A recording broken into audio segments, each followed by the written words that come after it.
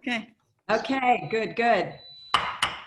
The regular virtual meeting of the Board of Commissioners of the Greater Boca Raton Beach and Park District is now called to order. It is Tuesday, I apologize, September 8th, 2020.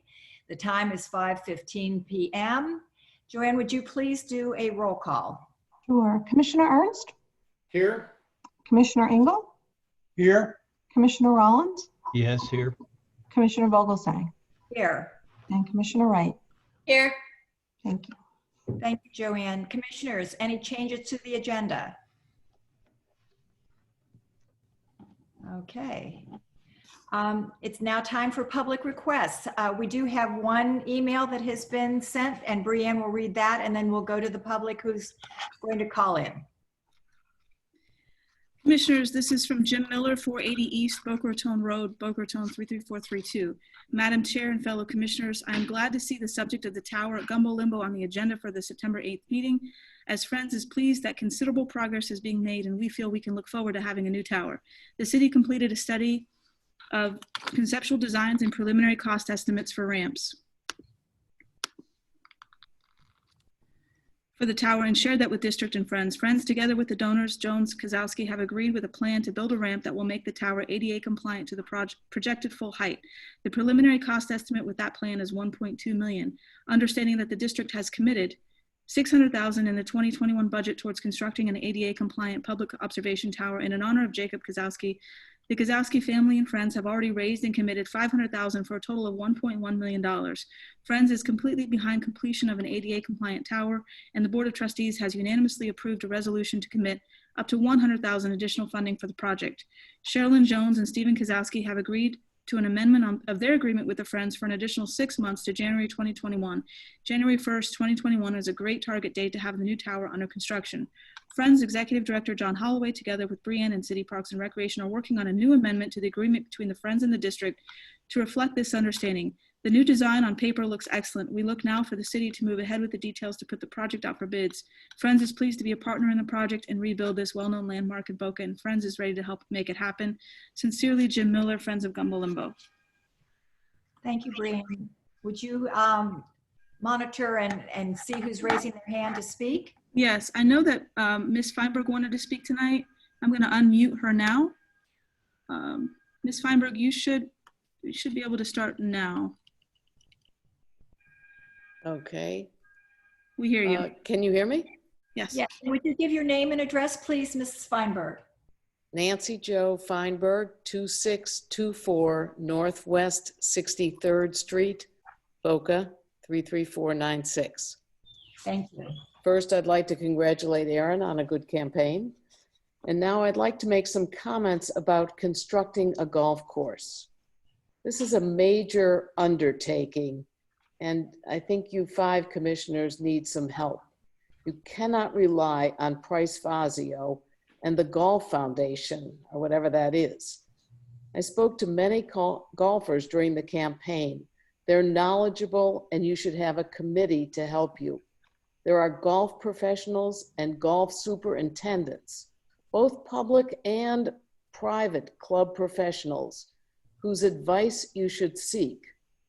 Most will be flattered and more than happy to help you.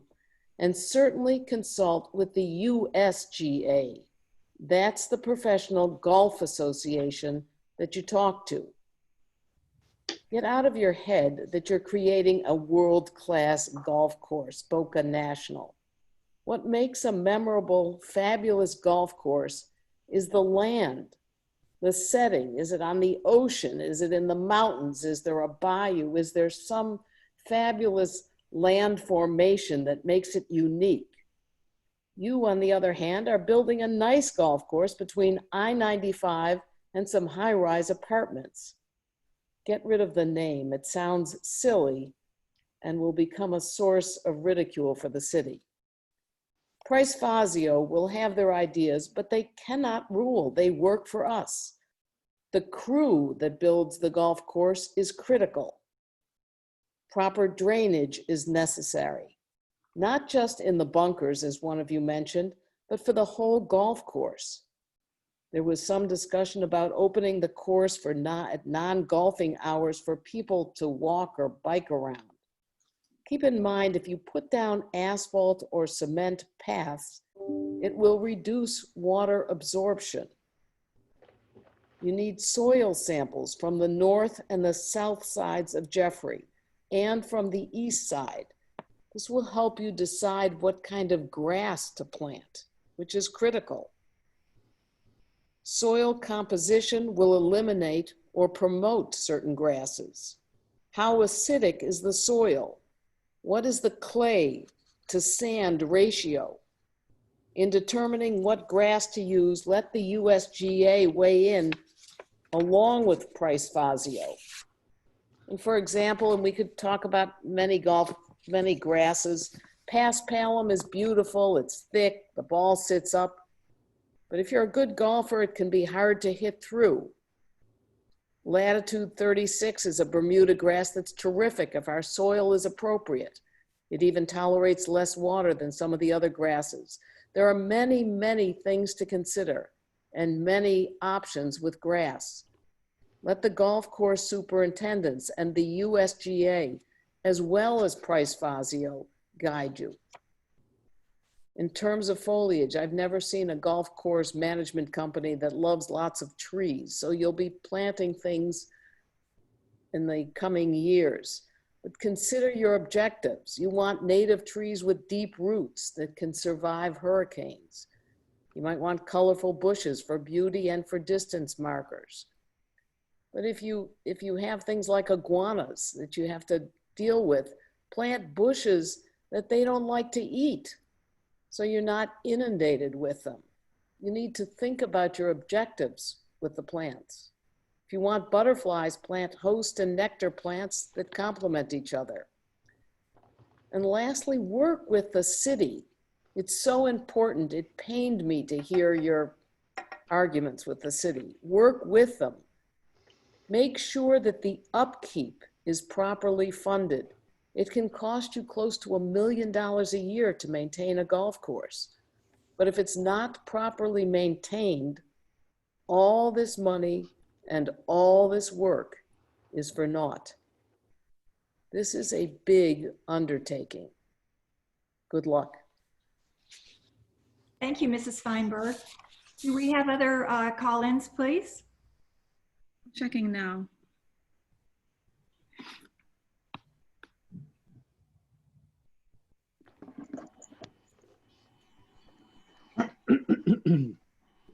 Don't speak. No, I think somebody's on now, but I don't know who unmuted themselves. Mr. Chaffee, Yes. you have quite an echo right now. Yeah, we might, yeah, I know.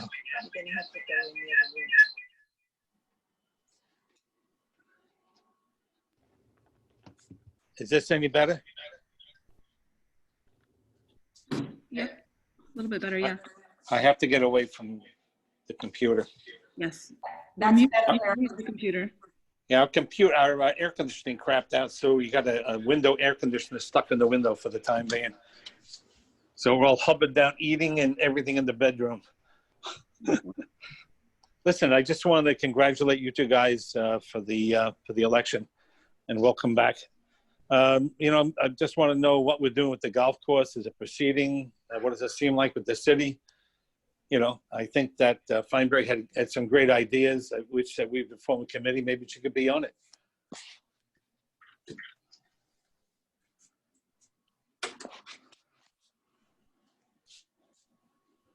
Is that all, Mr. Chaffee? We appreciate your comments. Yeah, I know. I have the worst of luck with this Zoom. Anyway, I just wanted to find out what's going on with the golf course, and which hope everybody had a nice holiday, and looking forward to proceeding with this golf course. All right. Thank you very much. Thank you, Mr. Chaffee.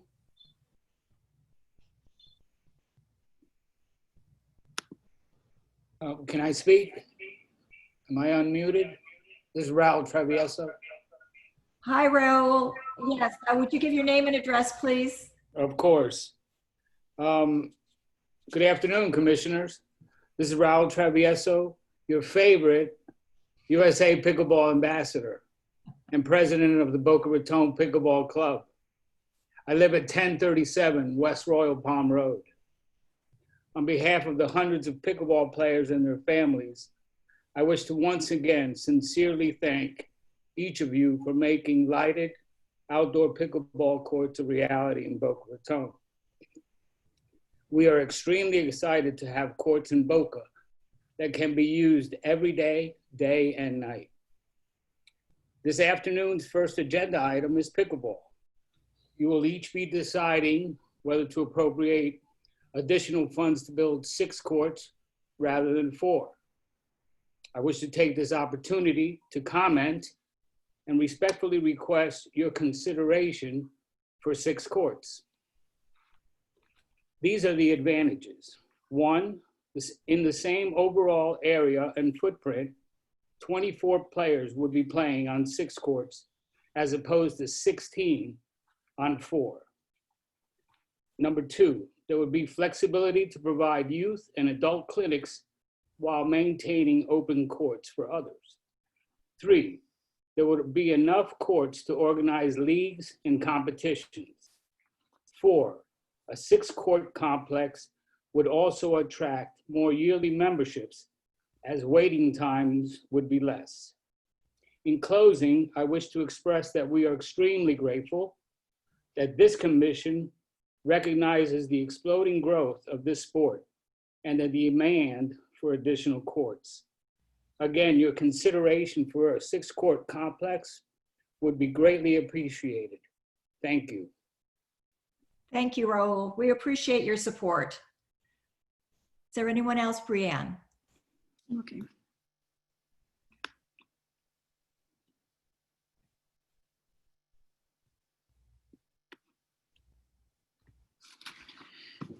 No, Commissioner Vogelsang, no one else. Okay. Public requests are now closed. It's time to approve the minutes of the regular virtual meeting held on August 17th, 2020. Do I hear a motion? So moved. Could I have a second, please? Second. Thank you, Commissioner Rollins. Is there any discussion? Hearing none. Joanne, would you please do a roll call vote on the approval of the minutes? Sure. Commissioner Ernst, Yes. Commissioner Engel, Yes. Commissioner Rollins, Yes. Commissioner Vogelsang, Yes. and Commissioner Wright. Yes. Motion passes. Thank you. Thank you, Joanne. Okay, it's time for our regular business. Our first item of business is the pickleball at Patch Reef Park, found on page 9 of your agenda packet. Brianne, would you like to start us off? Sure. Commissioners, on page 9 of your agenda packet is a letter from our facilities manager notating some additional things to consider as we move forward with pickleball. In the past, you all approved $25,000 to renovate 2 courts and turn those into 4 pickleball courts. There is a way to do 6 courts on these 2 pickleball courts, which is something that the pickleball players, as Raul mentioned in his public comments. So Melissa has put that information in here. It would require an additional $25,000 in the budget. We would also, because this goes over the $35,000 threshold, we would need to go out for an RFP to bid this project out. And so Melissa is here and available to answer any questions before you consider approving any additional money towards it. Commissioners, would you like to engage Ms. Dawson and have her answer any questions? Do you have any concerns?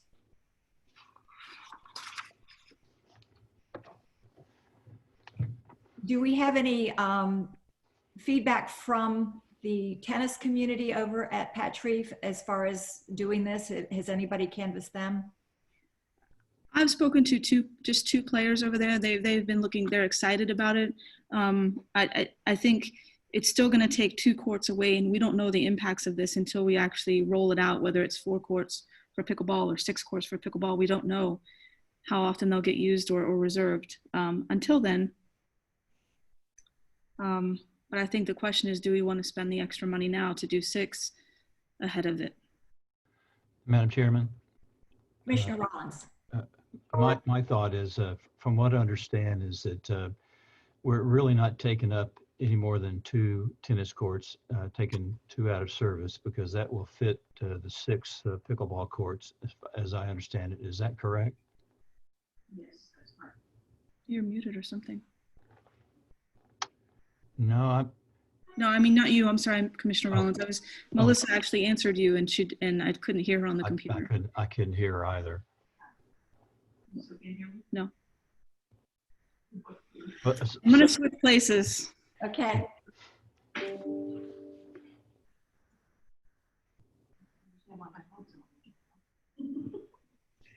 Wow, this 2020. Now my phone's not working, evidently. Yes, I'm sorry, Bob. No matter what, it's only 2 courts that will be taken up. The issue with the first recommendation I gave you guys was looking at the most economical way to do this within the same footprint that we had out there without adjusting it and only taking 2 courts. And that came in at 20 to 25,000. When we went out there, there was 3 different organizations that came out there and looked with me, and that is the most we could fit within that same footprint. There is a way that if we square off the baselines, we can increase that to 6, and that will take removing the current bench that's out there, as well as removing the shade awning that is out there in between. That is something that, in order to get 2 additional courts, Raul would really like the board to consider doing, and that's why we got the prices for you. On the 45 to 55, I think that the price is going to be closer to 55. One of the estimates I got back to have all that work done is 45. However, the person I was getting the estimate knows that does not include removing the water fountain and capping off that water, and then removing a couple of trees that have to be done on the one side where we were square off the baseline. But the total number of tennis courts that will be affected is 2, no matter what number you choose. Thank you, Melissa. Thank you. The question I have really, and I certainly support the additional funding to do the 6 courts. And I'm only concerned about whether or not we've canvassed the tennis folks to make sure that, and the tennis facility, the administration should know about the usage. So that should be an easy question to get answered. And then I would also encourage Raul and his group to be lobbying City Council for Phase 2, which there's been discussion about having pickleball courts over there. And as I gather too, there's really no lighted pickleball courts in Boca. So this would really be an asset to the group. And I'm certainly excited about watching, that program develop. Thank you, Commissioner Rollins. Does anyone else have a question for Melissa, commissioners?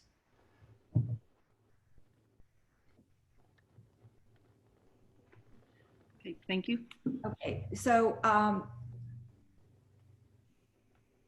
Mr. Cirillo, we welcome you tonight as our district counsel. Good evening.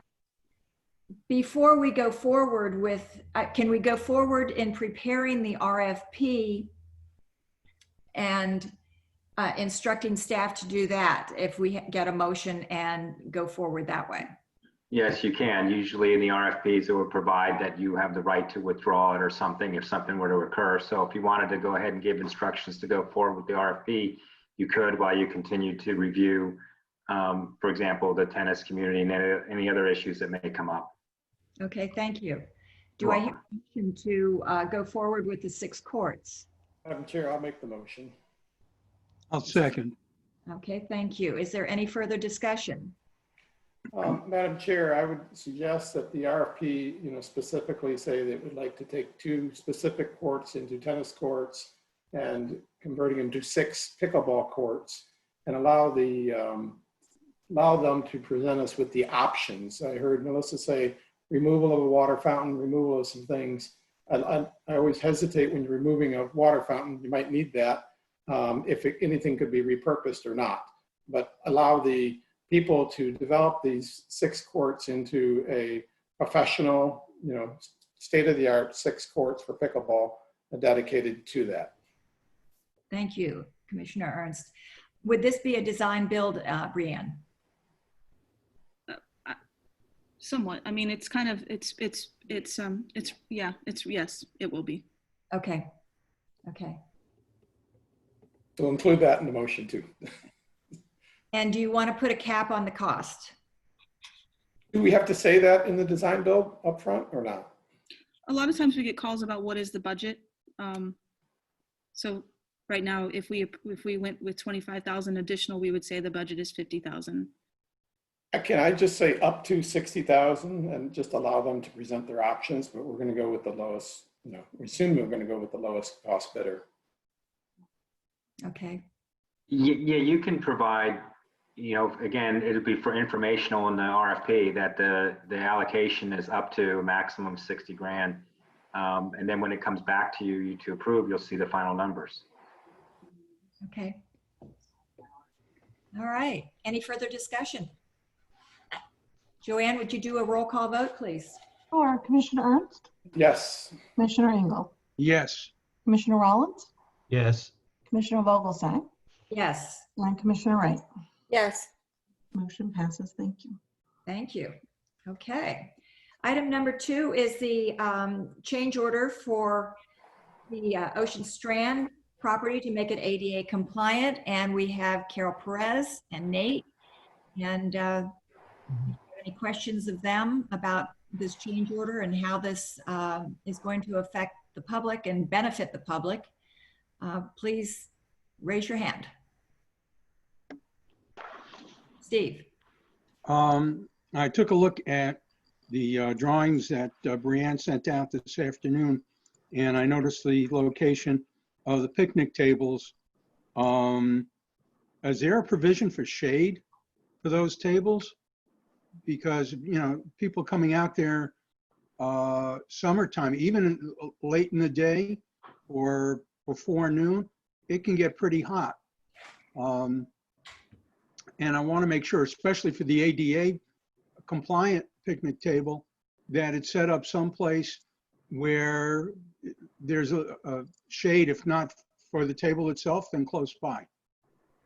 Thank you, Steve. Carol, would you and Nate like to go ahead and discuss the changes you've made? Sure. I'll address the picnic tables. The ADA picnic table is under the shade of a black olive tree. It's an enormous black olive tree that's out there. And then the other picnic table, we can adjust the location. We can move it further back in the shade. It really will be placed, once we remove the exotics, then we'll have a better idea of how far we can move that back. But there's lots of shade over there. There's overhead, the sea grapes and the black olive and other vegetation that it can be definitely put in the shade. The drawings didn't show the locations of the trees. They didn't allow for, how far the shade extended. Right. Carol, would you like to elaborate further on your changes and your design? Yes. Can you share the screen, Brianne, and then I can go over the... I didn't have it up here to share here. I thought if you guys wanted to pull it up on your screen, you can click share screen at the bottom and share them exactly what you guys have. Oh dear.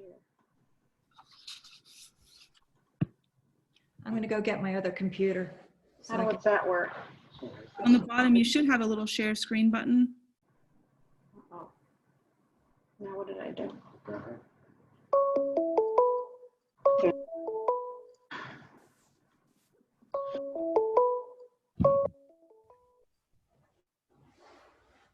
Here we go. You see it? Yes. Yep. That's good. You see our mouse? Yes. Yes. Perfect. All right. Carol. Okay, so this is an overall plan of the site that we've revised a little bit to make it ADA compliant. Over by A1A, we added a wood ramp that would come off of the sidewalk along A1A, and then it would transition into an asphalt path that is 6 foot wide. And we moved that path closer to the vegetation to create more open space. And I've provided some dimensions there too. So you can see there's 510 feet approximately. That would be from the property line to the east all the way over to the existing hammock. And then there's approximately 235 feet between the south property line and the asphalt path. And then the asphalt path goes into the hammock, and we would be clearing the invasive species in that area, and then comes out to the intracoastal, where we would have the picnic tables in the shade, and we can definitely move the one. And then to a sand area that could be used as a destination point for kayakers. We've also connected the asphalt path to the North Ocean Strand Drive. Can you just go down one? And this is an enlargement of the entrance showing the wood ramp and the asphalt path. There's quite a bit of difference of grades there. There's a difference of 9 feet. So this wood ramp would enable us to get down through that slope, and then we would have to, we'd also have to slope the asphalt path, but that would be a gradual slope so that we could get down to those 9 feet. And I did an enlargement of the beach area also. So you can see there's lots of strangler figs and the black olive. The dark green areas there, that is also vegetation, sea grapes, sable palms, and things like that. But we don't have a tree survey, so I just kind of kept it all in general. But I did locate that black olive, and that is where that is. And we've also shown the Moby mat out by the intracoastal. And that is an existing grassy area also. So we would be clearing some invasives over by the intracoastal to open it up to a view.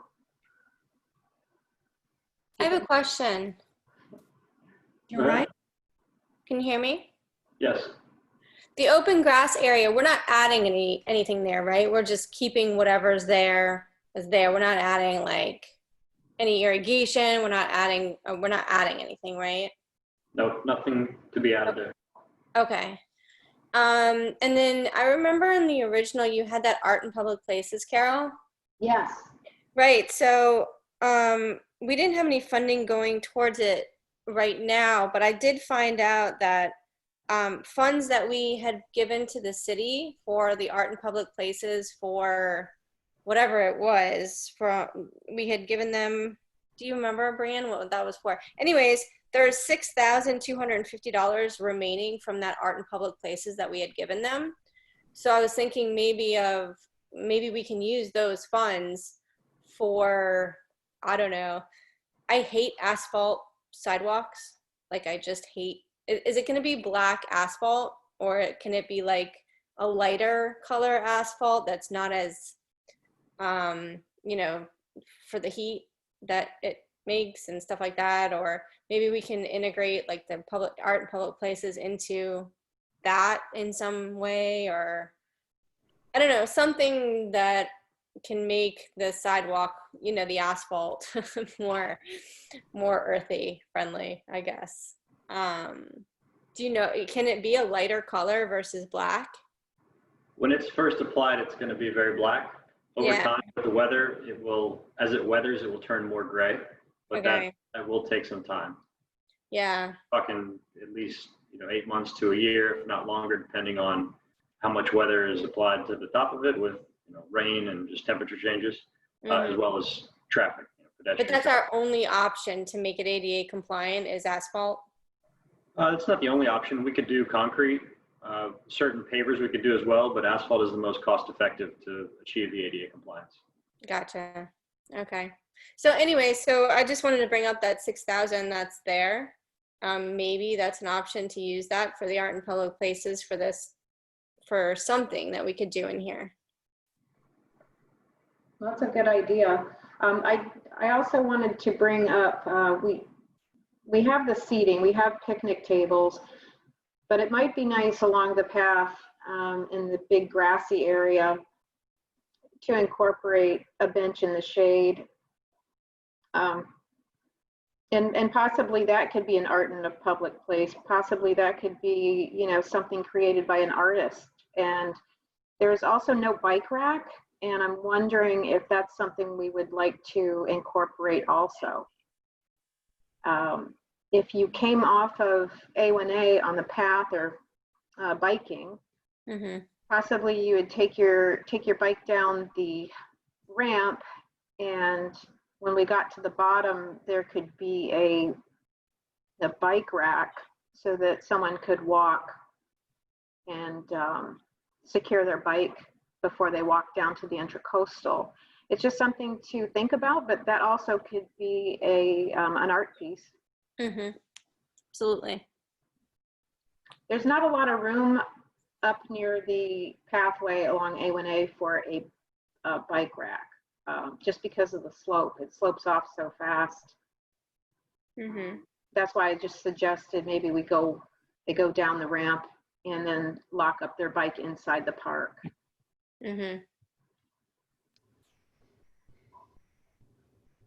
Carol, I have a question about the wood versus composite for the ramp at the top near the sidewalk,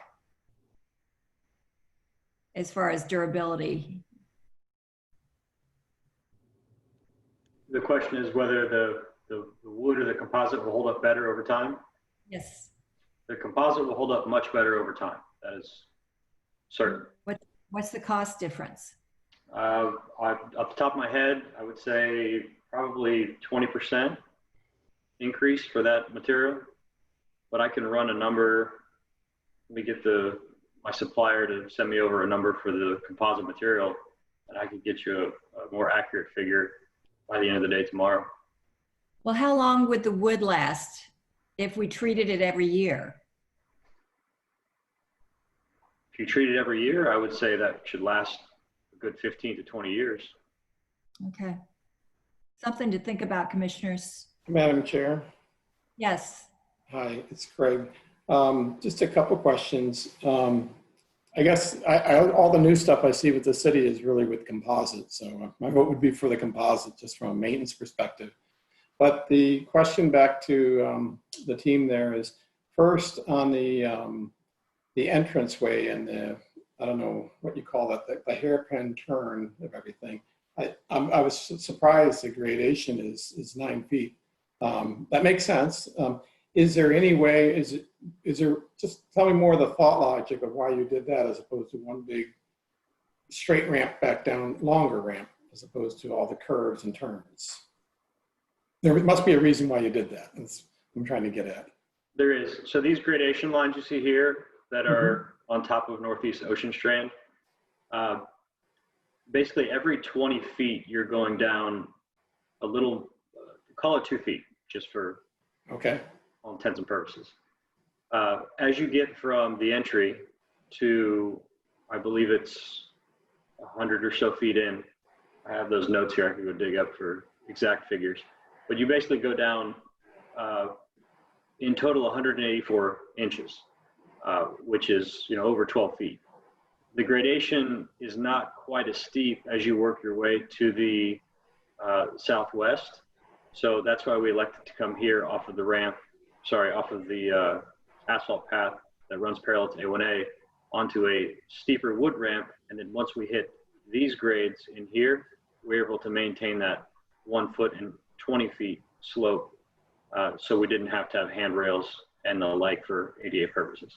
For ADA, if you do long ramps at the end of the 20 feet, if you did let's say a 1 and 12, at the end of every 20 feet, you would need a flat landing. So whether you came straight down to flat landings in this area or in this area, you're going to have quite a few landings, and it doesn't really flow with the earth either, with some of these natural pieces we have with the trees. So we elected to go with the winding path versus just a straight run. Okay. Also, with a longer ramp, it would be more expensive. So what we were able to do is get down the steepest portion with the ramp, and then where we could do asphalt instead of the ramp, we were able to snake our way down that slope in a gradual manner, because that area is still sloped too. Until you get down to where those darker palm trees are, that's when it becomes flatter. So, Okay. and we have these straight-ways, that's where the ramps are. Is the gradation the same at the opposite end as you get towards the open field? Is it as similarly steep? No, it is not. So the main gradations are here at the entrance. Right. Significant gradation here on Ocean Strand Drive, but as you work your way to the south portion of the property and into this open field, it becomes much more level. We don't have near as steep a grades to deal with as we do in this area here. So if you went, just as thought, I'm just saying, if you went where the tip of that 510 arrow is over there and weave your way, yeah, right there in, would you still require all the ramping and gradation or as much? Yes, you would. In fact, you'd need more because this area here is actually steeper. Okay. As far as, let's say from this property line here coming in 20 feet, you'd probably have a difference in elevation of 4 feet, whereas here you have a difference of 2 feet. So it's actually steeper. The flattest part of the whole property from an entrance standpoint is actually this corner here. And we elected not to go here because we did not want to have to cross Ocean Strand Drive. Okay. And then I want to talk to you about the actual pathway itself. The pathway out on A1A looks like a wider pathway. I assume it's like a 10-foot pathway. And the pathway that is throughout here is a 6-foot pathway. So I assume it's designed for strictly walking and not for bike riding. And just tell me a little bit about the construction of the pathway. Is the intent to put, 4 inches or 10 inches of gravel down and then put the asphalt on top of it? And why 6 feet versus 10 feet? Is it just because of the cost? Any feedback or thoughts on that? Yes, so I'll answer all of the above in the order you've asked. As far as the construction of the path will be compacted subgrade.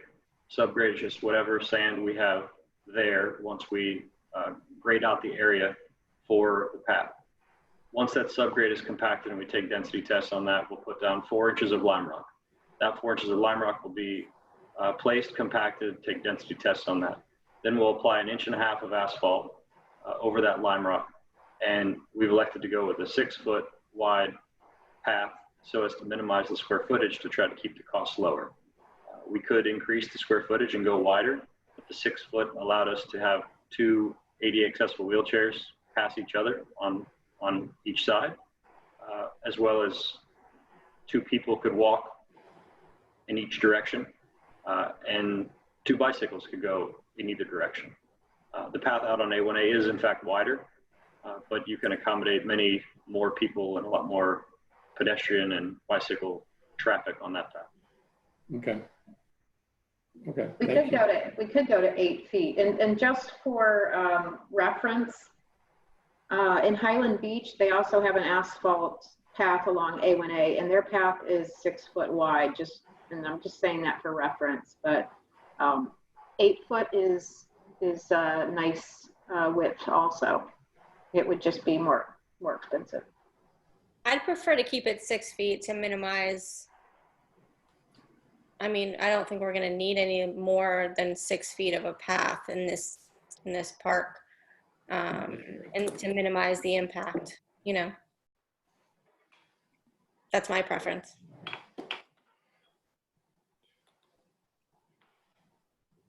Commissioners, do you have any other questions for Nate and Carol? Yeah, that's fine.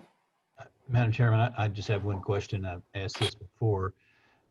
With the kayak beach, I understand there's really no problem with that access point, but are we required to do any permit requests? Because I know there's seagrass in that area that I know we're not putting anything out there, but with this kind of activity, is that going to cause a disruption to that area that may require us to have to get a permit to allow kayak access at that point?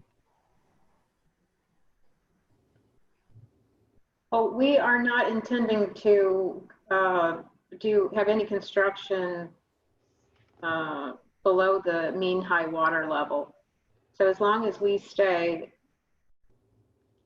on, you know, the ground above the mean high water level, we don't intend on impacting any seagrass or anything like that. Well, the reason I asked this question is years ago when I was on the Parks and Recreation Board, there was discussion of putting in an area in north end of Rutherford Park, which is immediately across the intercoastal, to allow boat access. And while there was no structures to be built out there in that area, there's still some concern about the seagrasses that would be disturbed. Now we're talking about boats with motors, not kayaks, but you still have folks that are getting off of their kayaks or in that area. There's, I don't know how deep it is at low tide, but it's probably walkable a certain area out to the bank. But I'm just raising that question. The other thing too, and you probably haven't looked at this area, but just north of where this kayak launch area is, there used to be a dock. And I haven't been there in a while to know whether or not those pilings are still out there or not. And if they were out there, would that be something that would be, we would be able to get permits for as far as a dock? So there are still some pilings to the north. They're up this area here. Right. To answer your question about could we get permits to reconstruct that dock, we could certainly apply for that. That's going to have to go through Army Corps and DEP, so that's quite a lengthy process. I can tell you that with the time sensitivity of this particular project, one would not be able to be incorporated with the other. It would have to be a separate phase, let's call it. And I don't know if they would approve the permits or not either. We could. Yeah, that was just a general question. So first things first, let's get the park opened, and then as the community uses it and that question comes up, that's something that we might explore later. But and I agree with Aaron. I like the 6-foot asphalt area, and from a standpoint of the edges of the asphalt, I assume that's going to be at grade with the surrounding area, so that if a wheelchair slips off of the side of that, I mean there's plenty of space where that's not going to be an issue. Am I correct about that? Correct. The finished asphalt, finished elevation of asphalt should match, plus or minus an inch finished grade of adjacent grass, let's call it. So there should not be a step to come off the asphalt onto the grass. Okay, thank you, Nate. Good. Commissioners, do you have any other questions for our team? Yeah, just one question, a clarification. The kayak area is going to be for kayak launches, am I correct? Not for kayak launches, for anyone in the intercoastal who may want to approach the park. That's how it would be accessible for kayak. Okay, so what we're in effect saying is if you're on the intercoastal in a kayak, you can land here, but you cannot take your kayak, bring it along northeast Ocean Strand Drive and down through the pathways and launch from here. That is correct. You would, in order to launch from there, you would have to either bring your kayak in by hand or on a bicycle, which is a heavy haul. Yeah, and my concern would be, would the paths, would that access path from Ocean Strand Drive down to the water, would that be wide enough for somebody would have, my feeling is somebody would have to get off the path in order for somebody else to pass by if one of those people were trying to haul a kayak down to the water?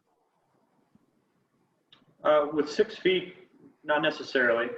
If it was someone carrying a kayak and someone in a wheelchair, I would say perhaps the person with the kayak may need to step off the path for a moment. But even if you carry a kayak, with the kayak being under your arm, let's say, or someone in the front and someone in the back holding the nose and the tail of the kayak, a kayak really is only going to be about 2.5 feet wide. So it should not impede one person passing the other. Okay. That was my only concern with the width. Other than that, I think 6 feet wide is sufficient for what we need. I think if anyone was carrying a kayak, they could, they could go on the grass and carry it that way.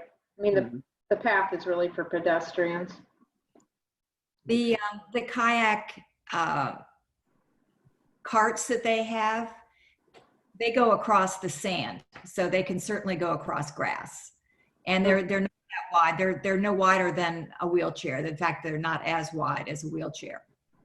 So. Obviously, it's apparent that I have absolutely zero experience with kayaks. I never would have guessed, Steve. It's a secret I take with me. It's never too late. I'll keep Exactly that right. in mind. Exactly right. Well, we need a motion to adopt this change order from AmeriCorps and from Carol. So do I hear a motion? So moved, Madam Chairman. Second. Thank you. Is there any further discussion? Yes, Madam Chair, this is Craig. Just a more procedural type thing. What is the change order for? It's for 127,000 on top of the 100,000? Yes. Correct. So given that, I mean, I like the proposal, I like the design, I appreciate everything, but I'm just wondering, is none of it's been done yet? Should it be bid out? Because it is $227,000. What is the? I start with our legal friends.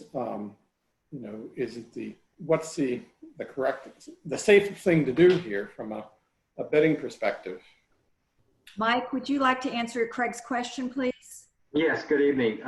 The RFP did provide for the right for the district to increase or decrease the scope of work, and also the contract does provide for a mechanism for change orders that are related to the scope of work for this park.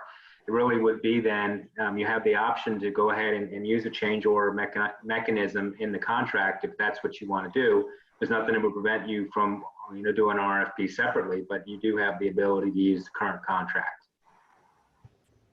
So there's two options. You could RFP the whole thing, or you could RFP out just the asphalt road part of it. That's the major change, or the major change of it. You mean when you say RFP the whole thing, you mean everything that's on the proposal this evening, or the whole park? Because you've already done the whole park. So my understanding is that because the issue I'm thinking of is it's a little bit, we've changed the scope so significantly. After discovering the ADA compliance of it, I certainly never had any imagination that it was going to double the cost on it. But I appreciate it. I know now we know that we have to do that. I just want to be sure that it's everything is kosher with it. I guess it's the right thing. To me, the right thing is to probably rebid the whole thing. We already have a contract, Craig. But you're under contract for 100,000. That was what we initially bid for. Now you're at 227,000. So there's no validation of the extra 127,000 other than the competitive bid process. Well, typically, if you have change orders, there's no validation of that either. I appreciate your concern, Craig, but I think that we're, according to our council, in good order if we just do a change order and move forward with this park rather than delay the development any further. I don't see this as a cost run being overly unreasonable given what we've done. This was our request rather than, because we did not include it in the initial RFP for the design build.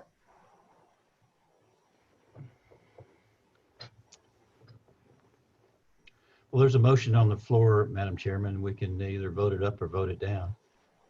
And it has been seconded. Is there any further discussion? Joanne, would you do a roll call vote, please? Sure. Commissioner Ernst? No. Commissioner Engel? Yes. Commissioner Rollins? Yes. Commissioner Vogelsang? Yes. And Commissioner Wright? Yes. Motion passes 4-1. Okay, thank you, Joanne. I'd like to clarify that vote just for the record here is that, look, it's not that I don't appreciate the design and the schedule. I love the design. I think it was very good. But I believe that you're more than doubling the value of the contract. And the safest thing in my mind to do is to do a competitive bid for it. And so that's why I voted no. Not because I don't like it or there's any sense of urgency. It's been closed for at least 20 years. So there's no sense of urgency of running it for another month. But Craig, I mean, did you see the change order numbers that were all laid out on why it was the cost that it is? I did. And we only got the one bid when we put it out for bid. You So could we argue- should be delaying it again and getting the same price back from the same bidders. Maybe, maybe not, Aaron. You will never know. You may find out that you never got any bids because there was never the level of interest in it, just it's too low of cost. Now you're double the cost, and maybe you have it's more attractive to someone to do it. But we're I not don't know. changing the scope. I don't of think we'll work ever know much. that. All we're adding in is ADA compliance. That's it. We're keeping the same scope of work, but adding in ADA compliance. That's the only thing we're adding in. Well, adding ADA compliance added $127,000. I thought when we did the whole bidding initially, we wanted it ADA, and I thought we had it outlined as ADA compliant. And apparently, the initial bid didn't cover that. So I think that's shame on us. And it's just a matter of taking the extra time to do a little additional due diligence on it. That's all I'm saying. Does anyone else want to weigh in before we go to item number 3 on our budget? Brianne, would you like to lead that off on page 15 of the agenda packet, please? Sure. There we go. Just wanted to get back to the screen.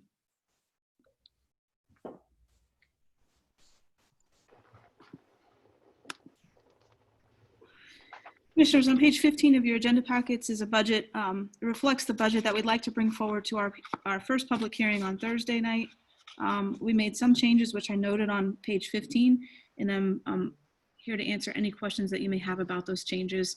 They do contemplate the increase already for Ocean Strand as well as the pickleball courts, which will come out of next year's budget.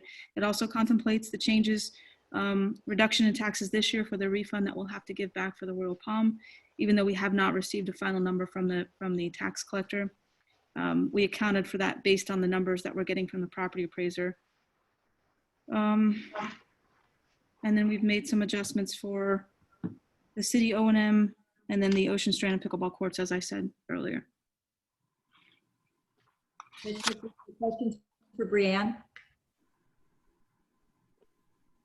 I like the fact that you made an adjustment on the Red Reef Golf Course with the moors, because I don't understand if they're going to close Boca Muni, why they wouldn't just repurpose the moors over at Red Reef.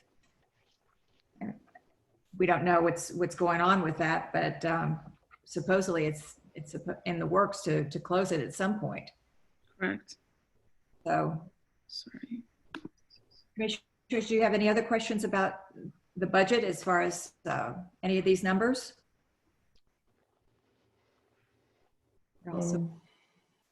Craig? No, Madam Chair. I think I thank Brianne and the city and everyone is involved with trying to trim the budget as much as we can. We're trying to fit within our rollback rate, which is, I think, a good thing. And I also want to thank both Steve and and Aaron for having to endure their candidate race to highlight the property tax issue. It was kind of surprising for all of us that the property tax appraiser made a mistake. And so we're doing the right thing by making the adjustment. I think overall it's pretty solid budget, and but it's tight. We have to, given the golf course expense coming up and the exposure we have with that, it'll still remain a very tight budget for the forthcoming year. More so for the following year, not so much this year. It's the 2021, it's the 21-22 is going to be probably more challenging. That's great. Madam Chair, this whole episode begs the question of how do we annex these properties into the Beach and Park District? This was an issue that we raised initially, back, I guess, maybe 2014, when the builder petitioned to become a part of the Beach and Park District, or to become a part of the Beach and Park District. I was under the impression that the property had been annexed into the district while it had not. So the residents of this particular area now have all the benefits of any other city resident, which means they have discounted rates at the facilities at which we charge fees, but they're not paying taxes. So they have an advantage over the other residents of the Beach and Park District. And I really think, in all fairness, just like in fairness to the residents where they weren't a part of the district, but they were paying taxes and could not vote on their representation, I think it's also important and fair to the other residents that if they have the privilege that they need to become a part of the Beach and Park District, vote for their representation, and pay taxes. Well, going forward, that's a very good point. Looking back, we still owe them back the taxes. That's true. Yeah. Just to clarify, everybody did in that neighborhood, the developer and the properties that have been developed received a letter with their from the property appraiser's office letting them know that the mistake was made and that they're going through the process to get reimbursed, and that it is on their bills this year, but they will not actually be billed for it. It was on their trim notices, but they will not actually be have that money come out of anything that they're paying. So, Brianne, and two parts. One is I agree 100% with what Steve just said, that that's a going forward thing. And I think the going forward solution to that is a change to the bylaws to do that. That's a bigger can of worms to do than, it's easier said than done. So I guess I would park that for a future year to do, but it's something that probably needs to be addressed. But I think the open question is for you, Brianne, and the property tax appraiser. So this is a mistake on that piece of property. It was very unusual. It was one item. Is there any assurance that the property tax appraiser can give us that the rest of our property tax parcels is 100% correct? We cannot have one home in Highland Beach paying taxes and to the Beach and Park District who shouldn't. So have they scrubbed our database to make sure that we are what we're supposed to, the boundaries of our taxing it? Yes, so this obviously raised a lot of flags and had them evaluate how this happened. We're not really sure yet, but nobody seems to understand exactly why or how it came to be that they were put onto our tax rolls. But they did go through, they have our enabling legislation with all of our boundaries. They've analyzed all the properties that are within our boundaries to make sure those that should be are and those that shouldn't aren't. So they have gone through that process at the property appraiser's office. It's just, I think they reached out to the city to get some clarification on some things, and I don't know that they ever heard back from them on how this process went through when it did. But you're comfortable that they've sent us back a letter saying they have. There's no letter, no, but I will talk to them and get that. I'd get it in writing that this is, that they understand our bylaws and send them the actual bylaws. This is our boundary period. Yeah, we've had a lot of conversations, and they are, okay. I will get it in an email for sure or in writing. Okay, thank you. Madam Chairman, if I might, Brianne, I think Steve and Craig are correct. But I think that, it's a bigger mountain to climb than what we think it is to annex other property. And there's probably some stipulations that we have with, a bill to the legislature, and as well as approval by the city, most likely. That may be something that would have to be done. I wouldn't mind knowing what that option is, but I'm certainly not interested in spending any money in the next fiscal year to try to undertake that task. Yeah, I would agree. Madam Chair, Yes. my concern is the precedent this sets. In the future, should the city decide to annex other properties, and if we don't have a mechanism for annexing those properties into the Beach and Park District, we're going to be faced with the same problem. So my feeling is this is an issue, and I know it's kind of laborious to deal with, but it's an issue that we need to deal with sooner rather than later. Well, I agree with the premise, but I also agree with Commissioner Rollins that it's going to be a major expense, that it may not be for this year to do it, but maybe to start looking into it. And then as we see what it's going to involve, we haven't heard anything about the city annexing any more properties recently. The people in Fieldbrook didn't want to be annexed, according to the newspapers. So I guess if we were to hear something, or maybe to have some more open communication with the city, to see what was going on in that regard. Maybe we could ask them if they are going to plan to annex any more areas and what that implication would be for us. Yeah, I think some of what happened is that a developer came forward, so they didn't have to deal with the number of residents. They just had to deal with a developer, and I think the city, when asked whether or not they would allow us to annex it, said that issue was off the table. Now I don't know what the perimeters are, but getting back to what Craig said, when you start asking for changes in your enabling legislation, you open up opportunities, as Sam said, for other things to happen. And I'm not so sure I'm ready to take that genie out of the bottle yet.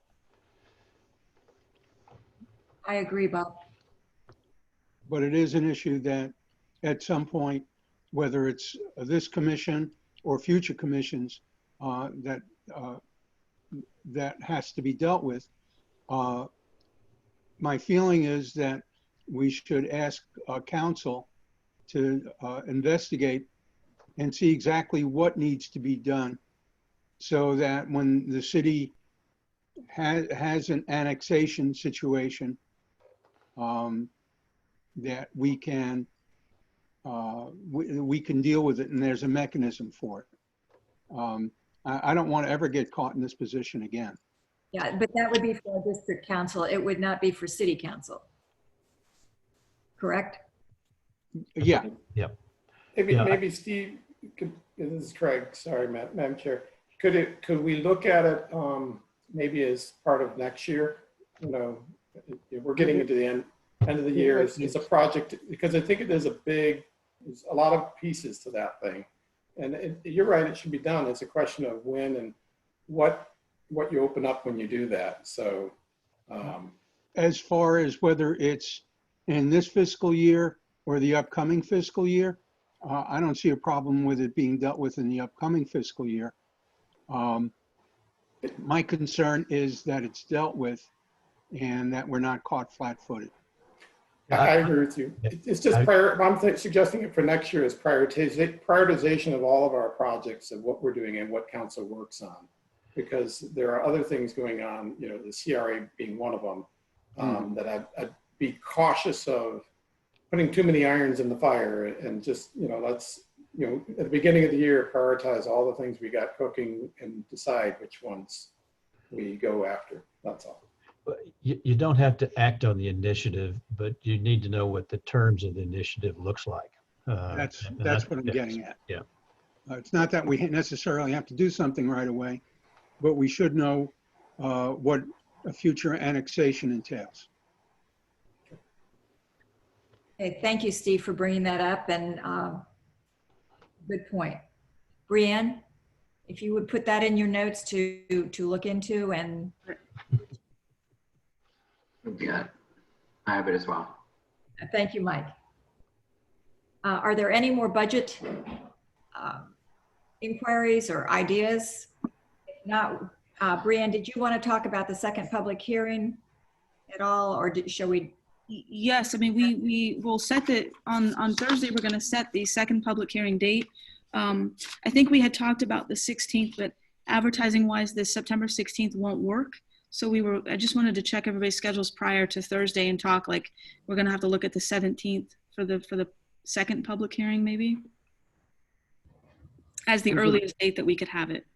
Yeah. We start getting into some of the holidays after that. So I'm good with the 17th. Good with the 17th too. Good. Okay. I'm good also. How about you, Commissioner Wright? Yes, I'm good on the 17th.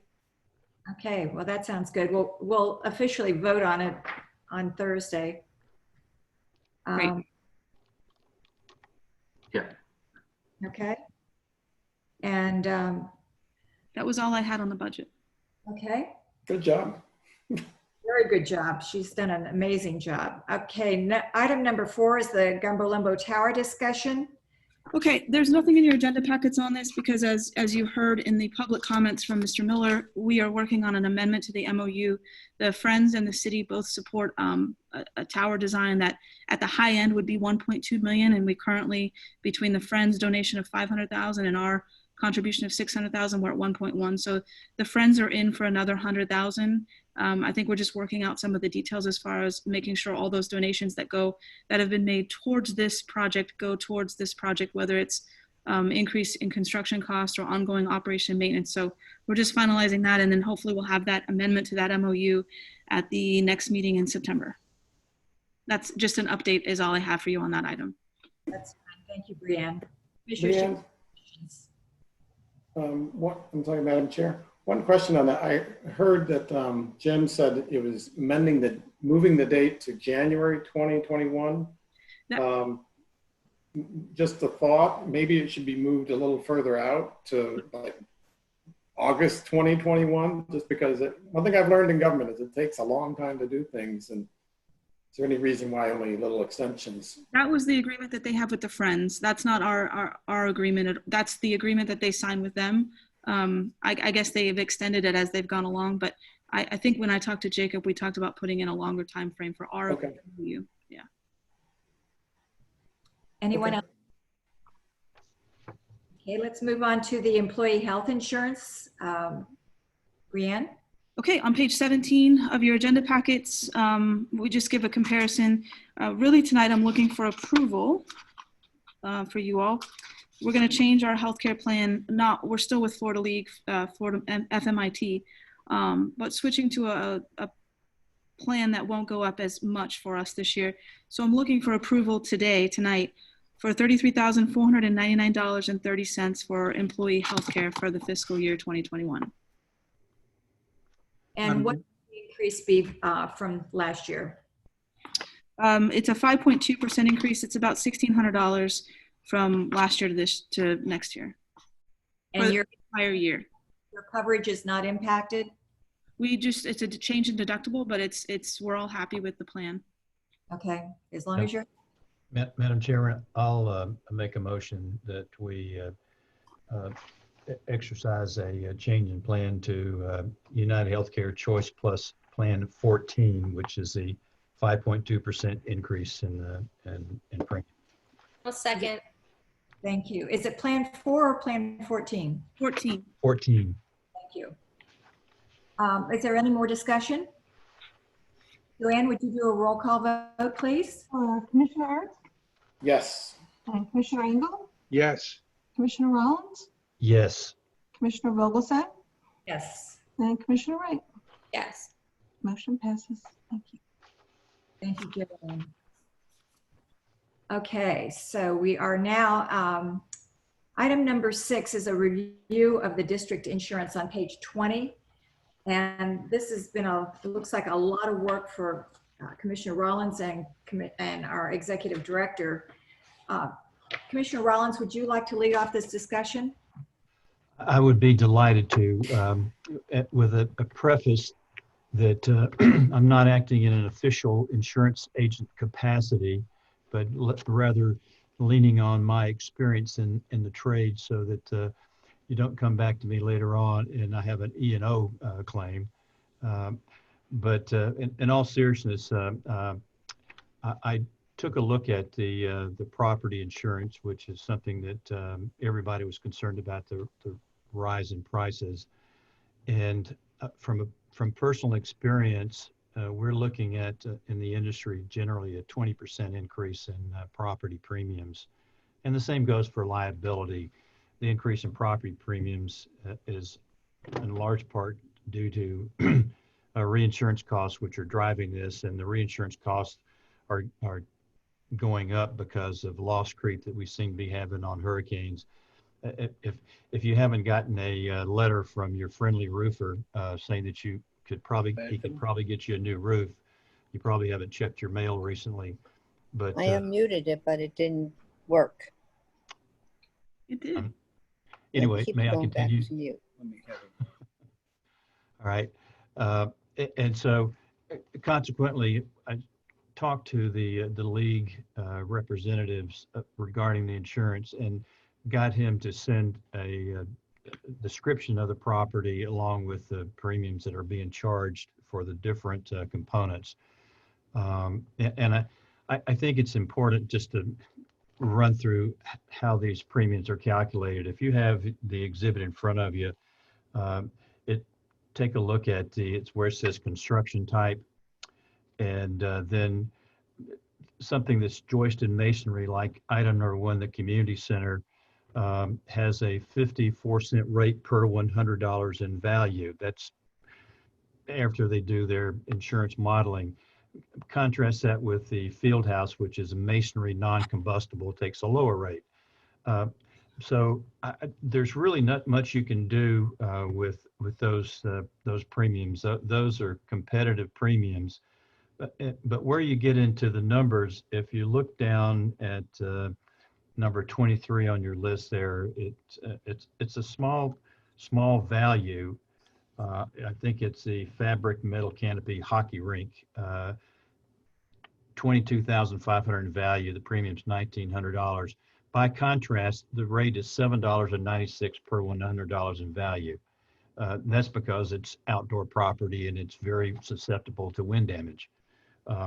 I don't know, and looking through these values, there's a lot of small values in here where the premiums are not significant in comparison to the other larger properties that we have. But when you add them all up, it comes up into a pretty decent number. Let me just ask you to look at page 22 for a moment. You have let's see if I got the Sugar Sound playground and splash pad. That's $2.7 million in value.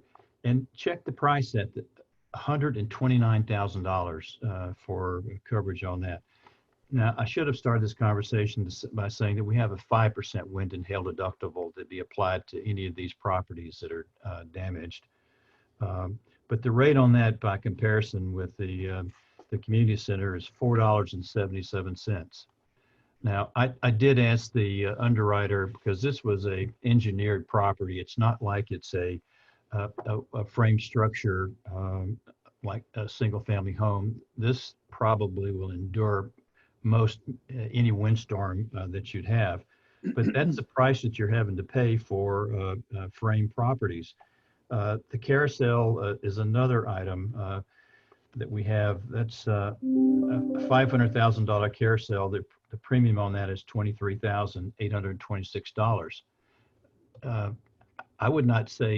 I wouldn't want to take the insurance off of the carousel even at that price, because it's very susceptible to damage because it's in the open and it's open-sided. So what I'm really wanting to do is just to explain to you how these rates happen and to see what your appetite is for self-insuring some of these smaller items.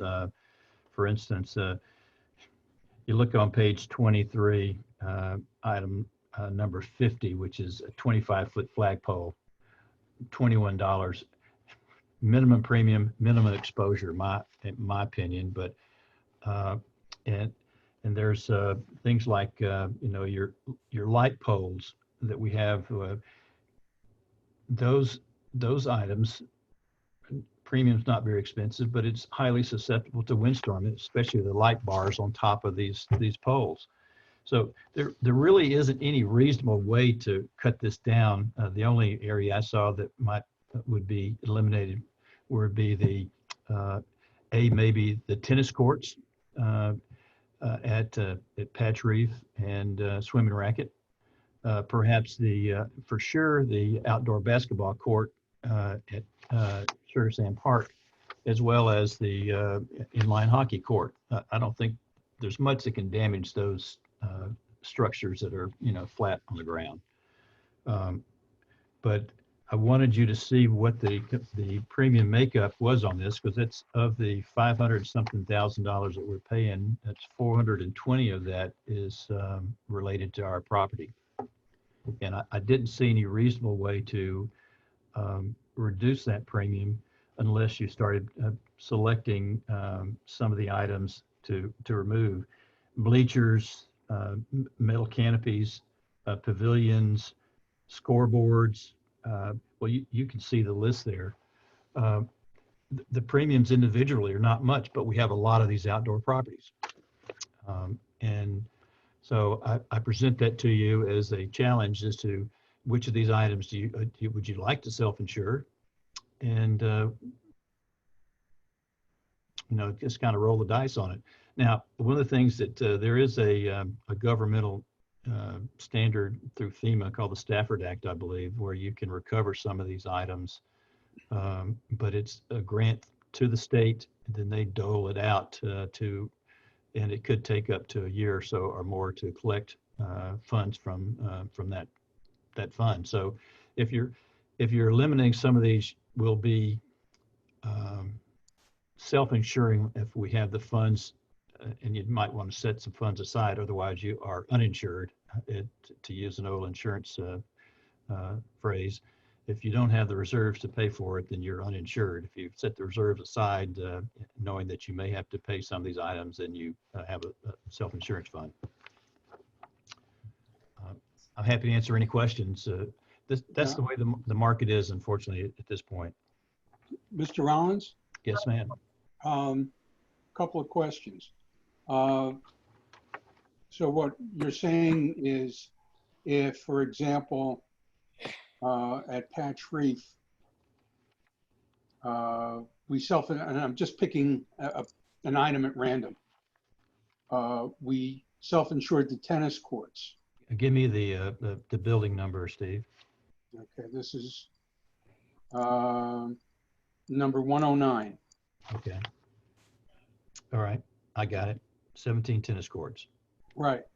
If we self-insured the tennis courts, we would have to have a reserve dollar for dollar for what the insurable worth is. Well, if you're anticipating that they're a total loss, yes. I would not suggest to you that they would be a total loss. And bear in mind, we're talking about windstorm really is the peril that we're most concerned about. But you're looking at $2,400 for $386,000 in coverage. Sounds reasonable to me. Yeah, no, I only picked that item. I picked an item totally at random. Okay. Just to get a flavor for how much if we decided to self-insure, how much we would have to set aside. So if we took some of the smaller things, like, I don't know, bike racks and things like that, Okay, we're not talking about huge dollars here, but we're looking at, I don't know, if we took that whole kit and caboodle, we'd be looking at saving, I don't know, maybe $100 a year. And again, I'm picking items at random, not because the value versus the insurance cost presents a problem. But actually, to be honest with you, I would leave that to you because this is your field of expertise. And you would know far better than I where we can get away with it, and I use that expression in quotes, and where we can't. But my concern is, if for argument's sake, we decided to self-insure on the tennis courts, whether we would have to anticipate a total loss in reserves in order to be considered self-insured. No, I don't think so, Steve. And my first question is to Brian. In our budget, how much did we set aside for insurance? We set aside what, 545. Okay, so what we were being charged by the league is what we have in our budget. Yes. Yeah. So we can make reductions as we go. You know,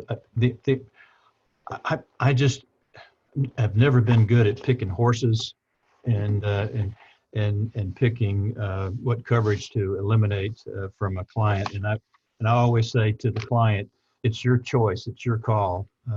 Now it's our community's money.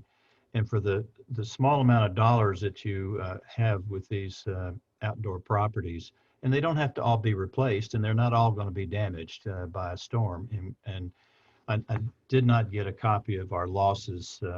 I'd asked the underwriter for a copy of our losses the past 10 years because we've been through a number of storms during that time. I don't recall any catastrophic, and Hurricane Irma was a Cat 3 by all accounts when it hit our area.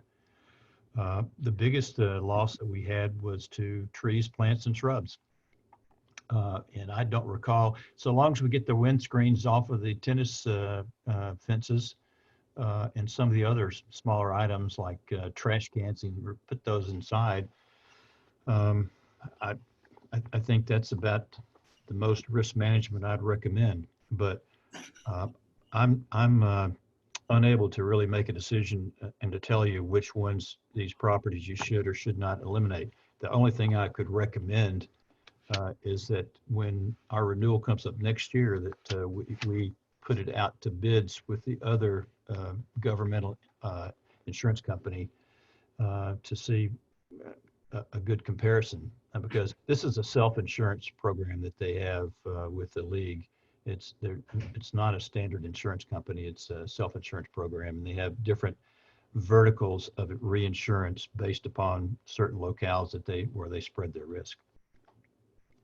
Well, I was going to say we should, before you said that you had already requested those claims to find out what properties, what amounts, and how many storms, and to look at that before we start eliminating numbers in our claims right now in our insurance properties. Yeah, I'm not recommending too many changes other than the ones I mentioned were the tennis courts, the flat surfaces, and the flagpoles, because I think the big money is in the structures, the buildings, the science playground, the community centers. That's where the big money is, and that's where our exposure happens to be. But when you add all these other items up, it comes out to a pretty decent amount. But I don't think that it's unreasonable. I think the rates on this outdoor property are really close to what's approved by ISO for outdoor properties. That's it. I'm sorry. My wife gets onto me for acronyms in the business. Insurance Service Office, which publishes rates for outdoor properties. Madam Chair or Bob? Yes. Just a question for you, this is Craig. Look, I definitely would not go self-insure. I think you looked at this and I'm all on board with that. My question more is it typical around the policy structure to have everything itemized like this? Or is it possible to request a blanket coverage? Because in this policy, every little thing is itemized with the price next to it. I'm more used to a just blanket number so that it covers, like my home. Take my home. I don't itemize the components of my home. I have the house as one structure, and I know there is an insurance rule that you have to be at least 70% coverage, or some 70 or 80% rule. My question is, why is the district so detailed, itemized, as opposed to one big blanket coverage? Well, and to answer one question, this is on an agreed amount basis, so there's no co-insurance that's in place.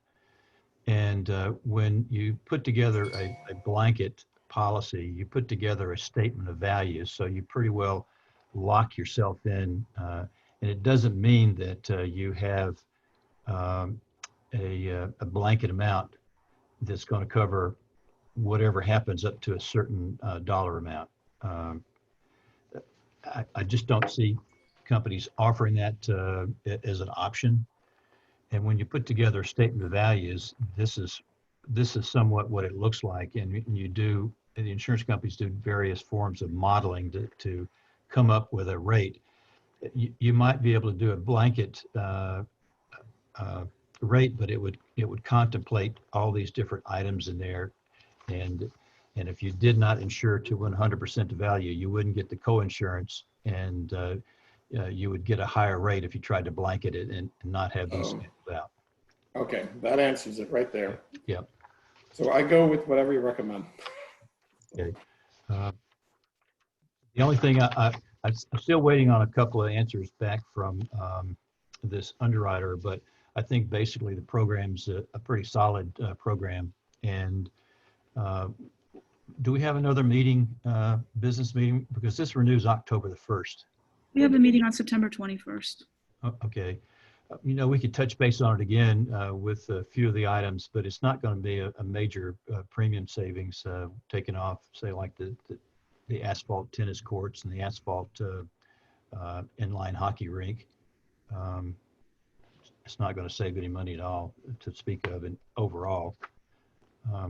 But it should have the loss information for you, but I don't think that's going to change.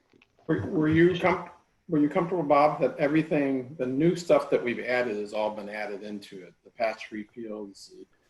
Yeah, the patch reef fields are on there, Craig. I don't remember which page it's on, but patch reef fields we're paying for I think the field house now.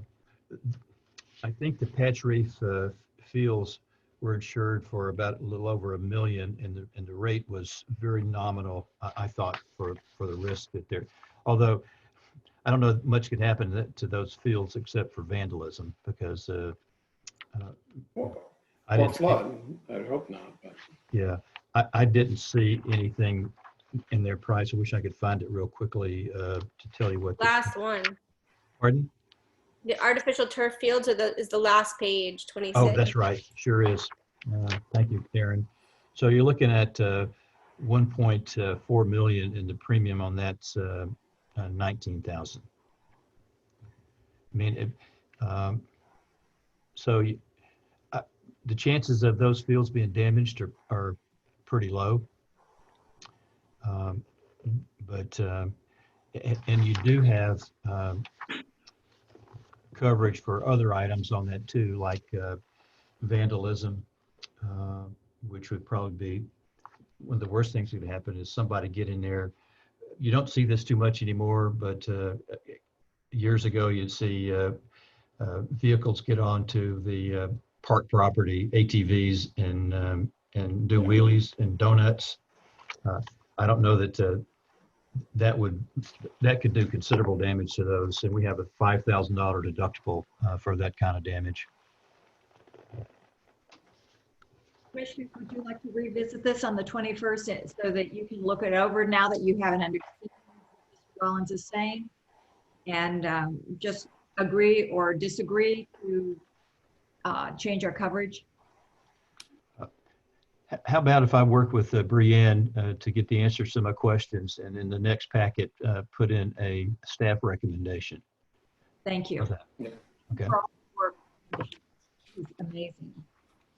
Gives me a headache looking at it.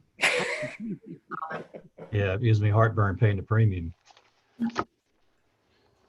All righty. Shall we move on to the approval of payroll and invoices? I need a motion from Commissioner Ernst. Madam Chair, I'd like to make a motion for payroll and invoices of $94,509.02. Second. Thank you.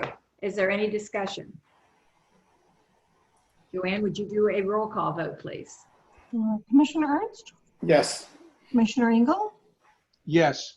Commissioner Rollins, Yes. Commissioner Vogelsang, Yes. and Commissioner Wright. Yes. Motion passes. Thank you. Thank you, Joanne. We come to our reports and discussion items. We'll begin with our Executive Director, Hans. Okay, we had some awnings being done at Patch Reef Tennis Courts, and they've almost all been completed. It's expected to be fully done by the end of this month, so that's another improvement to our properties. The second thing that I wanted to bring up was an email that I sent to everybody about a city council meeting on September 22nd, where they anticipate talking about approval of our golf course. In Mr. Wika's email, he mentioned that staff would be reviewing it and putting together information for council and would send us over questions that they had. So it may be a good idea for us to put this on the agenda for our meeting on the 21st to talk about. And I don't know if we want to talk about it tonight or assign anybody. Obviously, I'll be at that meeting on the 22nd, whether it's virtual or in person. I think they're doing all virtual right now this month. But we haven't got any questions yet. We just anticipate getting those as they put together their agenda packets for the city council members. Besides Executive Director Harms, who would you like to have represent us at that meeting? I'm perfectly happy. I talked to Mr. Branthwaite today, and he would be happy to review everything with Brianne and prep her for the meeting, especially after we get the questions and the recommendations from the city. There'll be counsel available too in case there's any questions about the ILA that come up. Okay, that's wonderful. So Sue, you're volunteering to? Yeah. I'll be happy to. Yeah, I certainly commend you for considering that. I have to say that the person who was really great with the presentation both times, he did a great job, and I'd throw Craig under the bus. I'd certainly want to have him there in support with you if you or offer him as a alternative if you get sick to the stomach and can't make the meeting. Well, Craig, I'll go if you want me to, whatever you guys want. I would love to have you there because you did a great job the last time, and you're quick on your feet. You know the numbers. Sorry, Craig. Yeah, you threw me under the bus. So it's the 22nd. Is it a live meeting or is this a Zoom meeting?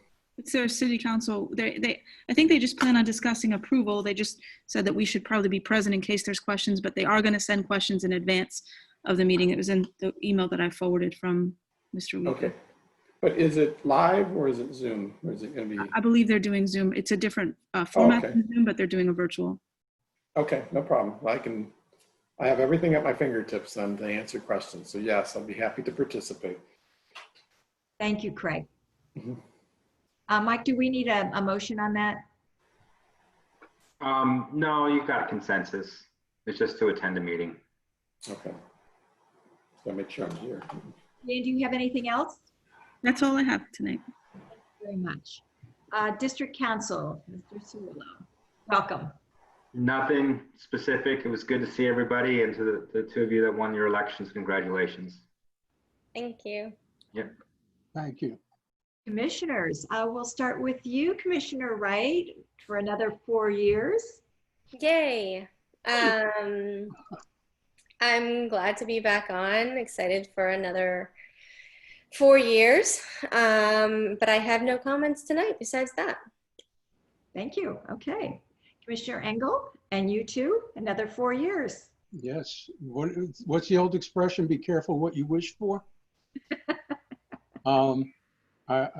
I'm glad to be back. This is one of my favorite things to do, and definitely one of my favorite things to be a part of. I do have a question, and this is for any member of city staff that's on board. All I see are phone numbers, so I don't know if there's anybody from city staff attending this meeting. Maybe Brianne, would you know? Is there anybody here? You're muted. I don't know anybody's numbers off the top. I see some staff from Gumbo Limbo. I don't know what the question is, but if there's something that you want me to take back to City Council, I certainly can too. Well, this is kind of like the elephant in the room. I've been hearing rumors that the city is interested in the Boca Raton Country Club golf course. And they're interested in purchasing. And I want to get just a straight yes or no so we can act accordingly. If they're interested in purchasing a golf course that is currently functioning, has all the equipment it needs, and is ready to go, then honestly, it doesn't pay for us to go forward with our golf course, and we would have to change direction. It would still have to be open space. It would still, we would have to be able to do something with it that would benefit the community, but we really need to know. I don't want to drag this thing out. Just, if that's the way they want to proceed, then, they're entitled to go in that direction. But I think some transparency on their part would be appreciated. Thank you, Steve. Do you have anything else? I think that's enough for today. Okay, Craig? Madam Chair, just a couple things. First, just following on Steve's thought there. I don't know if there is any truth to that or not, but if there is, whatever it is, it could be a benefit to the community overall. So I would just say give them time to evaluate whatever they have to evaluate. But I appreciate the fact we waited out there a long time. And I think that the people of Boca Chica have certainly been very patient on the whole thing. And we've all been a little frustrated with the process, both the city and the district. But let's hope it all works out for the best. So it could be a good thing. It could, we'll find out. We don't know where that is.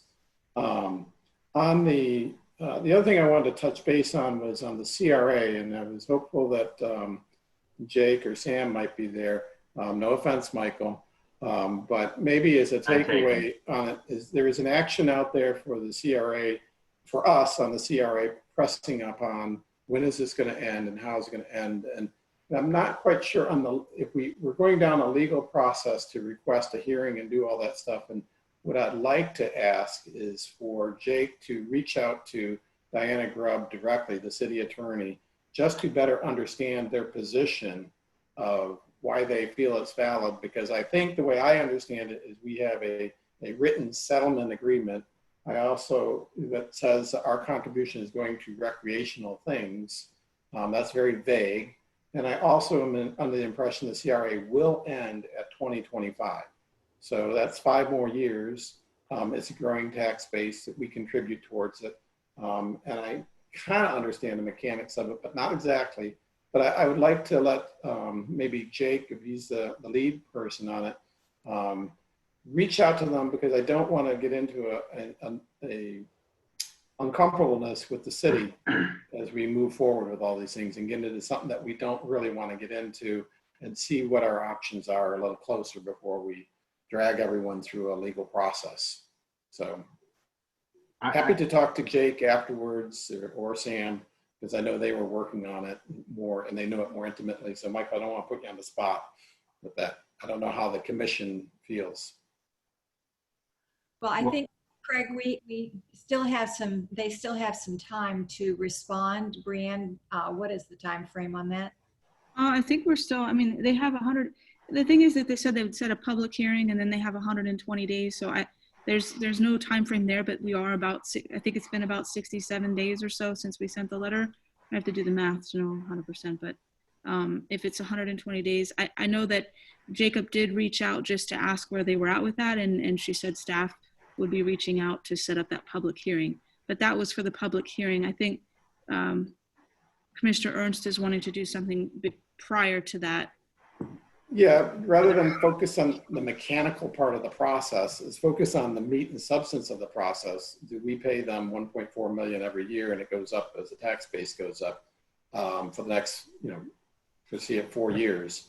And are you really going to get out of it at the end of the process? I don't know. And I just want to understand, I think there's a conversation that needs to happen why the city, are you going to go to this meeting and be embarrassed by it?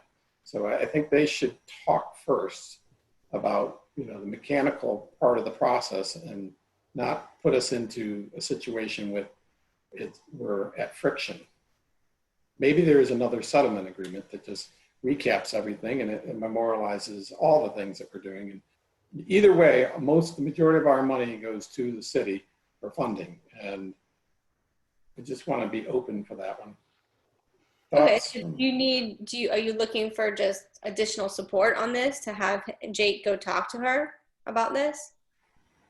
What I'm looking for is, yes, additional support, but understanding what is their position exactly going forward. We're going to go to, how is this going to work, this hearing process? And then what happens when they say no at the hearing process? Are we wasting our time going through all this? Right. If the city's feelings from the documents they have is very firm.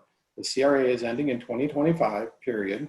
And you're bound and agreed to this, and there's no way out of it, even though it says there are two settlement agreements in there that kind of said we're contributing, but we're contributing for X.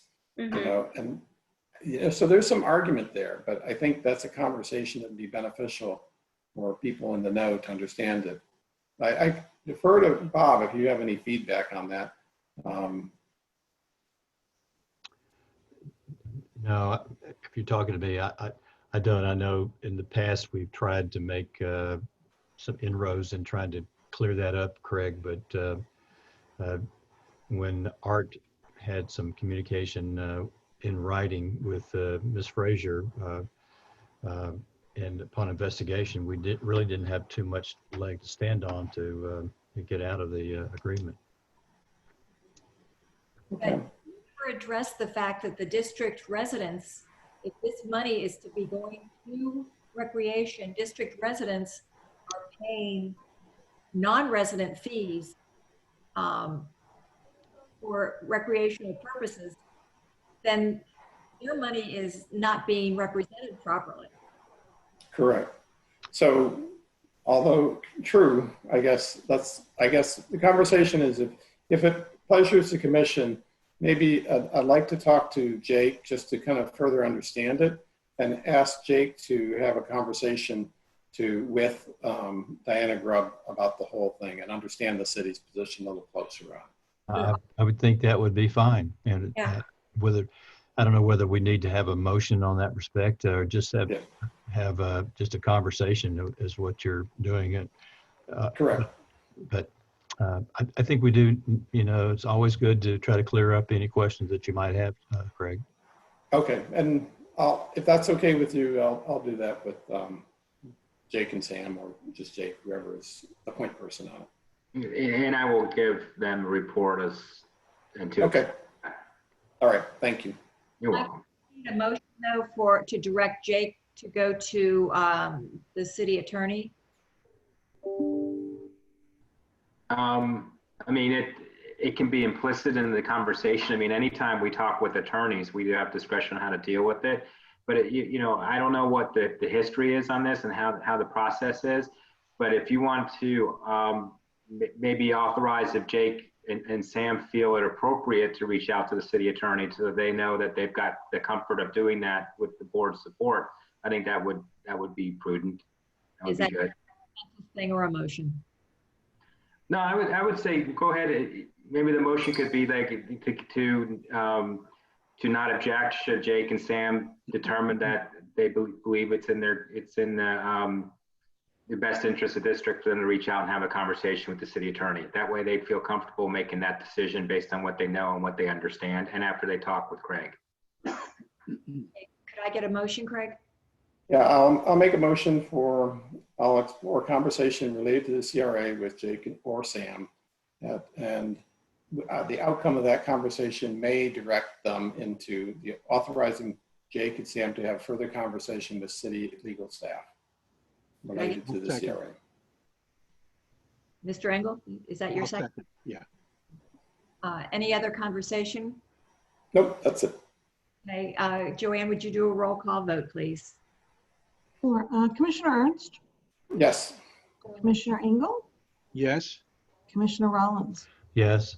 Commissioner Vogelsang, Yes. and Commissioner Wright. Yes. Thank you. Motion passes. Thank you. No other items, Madam Chair.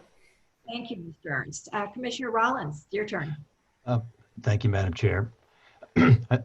You recall at our last meeting, I asked a specific question of the Director of Parks and Leisure Services about the city's exploring the purchase of the Boca Country Club, and knowing how that came to be that they were involved with that, I can understand that they may be, if they are in fact investigating it, and we've asked the question twice in writing without the district has, without getting a response.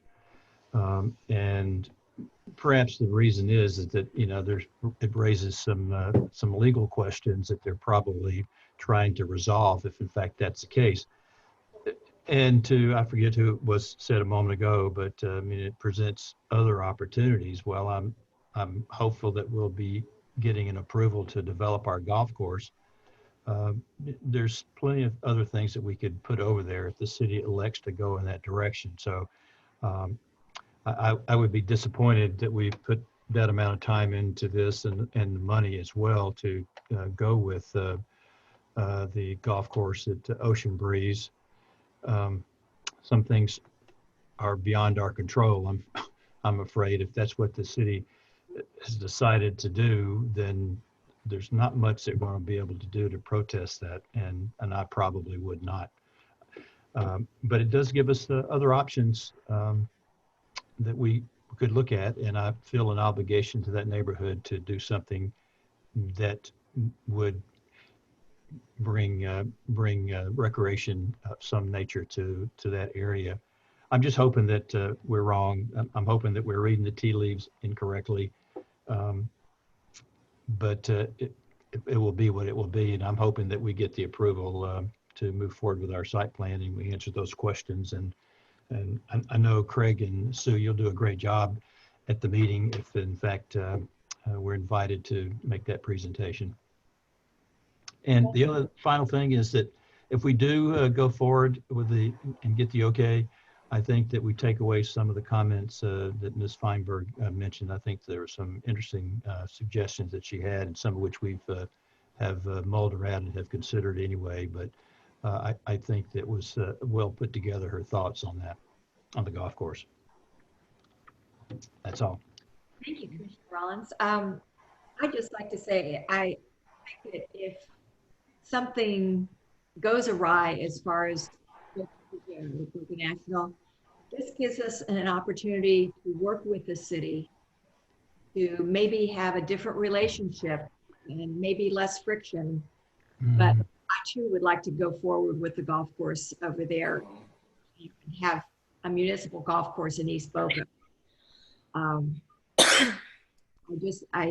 I would really like to have some answers, and maybe we'll get all those answers on the 22nd. Bob, I can't go to the same meeting that Craig is going to. That would be a conflict of the Sunshine Law. So we will just send Craig and Brianne. Well, now if everybody went, I'm just kidding. I'm just kidding. You know, and so it's not that I don't have confidence in you. Please don't take that as a slight at all. But Craig had, you know, I just thought he was prepared because he's quick on his feet. And not that you're not. Anything I'm saying about him is no slant against you. You're digging a deeper hole, Bob. I know I'm guilty of that a lot. But so thank you both. I have nothing further, Brianne. What other future agenda items do you have for us besides the, you're just reiterating some of this insurance information at our next meeting and possible some budget discussion? I think we'll be set on the budget hopefully by the 21st. We've had some items from the past agendas that we've kind of moved as we've gone through the budget process, so we'll revisit that and plan an agenda accordingly. Okay, sounds good. Do I hear a motion, Commissioner Engel? Yes, you do. Move to adjourn. Do I hear a second? Second. Thank you. Joanne, roll call vote, please. Commissioner Ernst, Yes. Commissioner Engel, Yes. Commissioner Rollins, Yes. Commissioner Vogelsang, Yes. and Commissioner Wright. Yes. Right. Passes. Thank you. Everybody, thank you, Mr. Cirillo. Good night. Good night. Good night. Here.